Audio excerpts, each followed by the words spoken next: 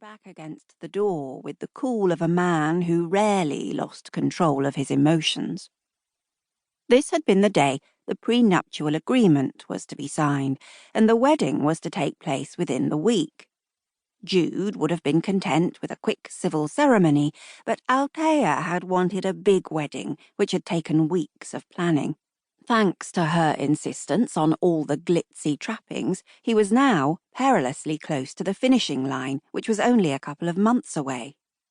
If he didn't have a wife by his 30th birthday, his mother, Cleo, would be forced to leave her home and her precious garden, and there would be nothing he could do to forestall that blow and the devastation it would inflict on her. Unfortunately for Cleo, she lived in an Alexandris family property, which Jude would only inherit after his grandfather passed away, and his grandfather, Isidore, was using that as a threat to force his grandson into taking a wife. His mother might be a rather difficult personality, but Jude still wanted to protect her. No, it's not nerves. The slender blonde drew a tissue out of her bag and dabbed carefully at her eyes, struggling not to dislodge her fake lashes. I realized that I was marrying you for the wrong reasons.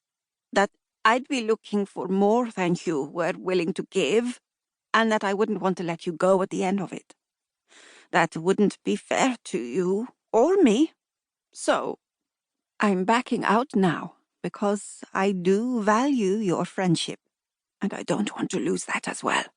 No, don't say anything. Althea muttered in a wobbly undertone as he studied her with a troubled frown, his wide, sensual mouth compressing at that explanation. I'm doing the right thing for both of us, and you know it. You're never going to feel anything more for me than you do now. I killed all that when I slept with your best friend. And now, I'm leaving you in a hell of a mess, and Dad's going to go crazy about the wedding costs I've incurred. I'll cover the expenses, Jude interposed, reaching for her hand. You can't. Not when I'm the one backing out of our agreement, Althea protested, tugging her hand gently from his. I'm always screwing up, Jude. No. You can blame me for this. I should never have told you what my grandfather was threatening to do in the first place. We're friends. I offered. You didn't ask for my help, Althea reminded him ruefully. No, this is on me. Blame it on my never quite getting over you and craving the kudos of walking down the aisle with you. That appealed to my vanity, and I'm ashamed of it. You're not a trophy to be shown off.